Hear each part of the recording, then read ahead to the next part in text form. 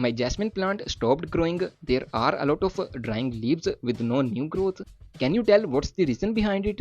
It can be soil pH. For its cure, we need one ingredient, and that is limestone. In this video, I'll explain each and every point about limestone and the most ideal way to use it without causing severe side effects and its hidden benefits that nobody talks about. So be prepared to know a lot of secrets, and don't forget to subscribe for more such content.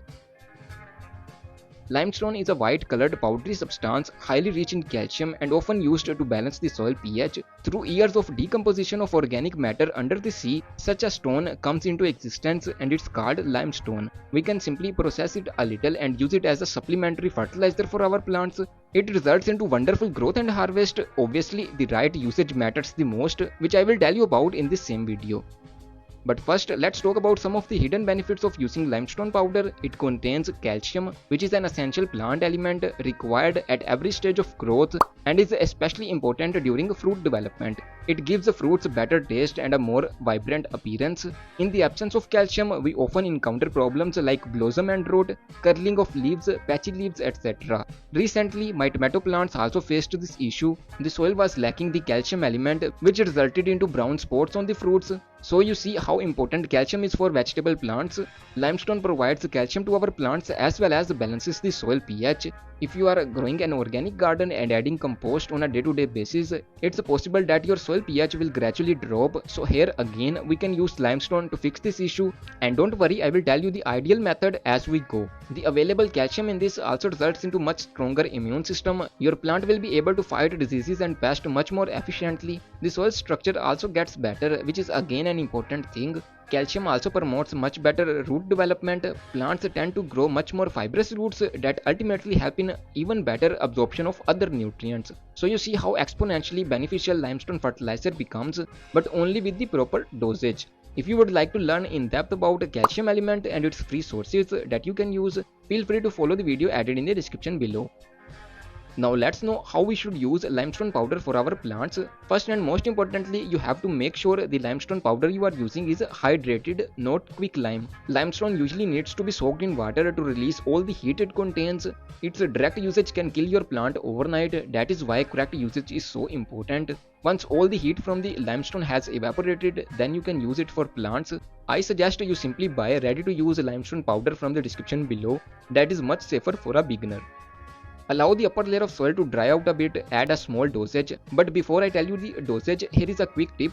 If you want maximum results from limestone powder, it's most recommended to use it at the ideal time. When you see your plant is producing new leaves and it's not in some kind of shock or stress, that is the most ideal time to fertilize it. You can use around 1 tablespoon for a 5 to 7 inches pot only once a month. Water thoroughly and that's it. It's a supplementary fertilizer, not a balanced one at all, so dosage matters a lot. Otherwise, you can encounter many side effects which we will also see in just a bit. Here you should subscribe to our channel for more such videos. Now let's suppose your soil's pH is too acidic. You checked it on a pH meter like this, which you can also buy from the description below. Now you want to fix it. Like in my case, my jasmine plant stopped growing as you can see. First, I'll check the soil pH to see if it's really acidic or not. Then I'll prepare a liquid that will act much more quickly. This liquid limestone is even safer because there is no confusion between hydrated lime and quick lime. Add 1 tablespoon to a 1 liter of water and mix really well. You can also let it sit for a few hours, then use this solution in the soil. Check the pH after a week or so, and if required, use it again. In my case, the jasmine plant's soil pH is slightly alkaline, not acidic, so that's not the issue. But the hibiscus plant's soil shows an acidic reading, so here we can use limestone liquid. Following the correct method, you can apply limestone powder to all kinds of plants, but it's most useful for vegetables, house plants, flowering plants and fruiting trees, not for cacti and succulents. One problem you'll face while using too much limestone is the pH. It makes the soil pH rise, so using it again and again can result into alkaline soil, which is not good for plants at all.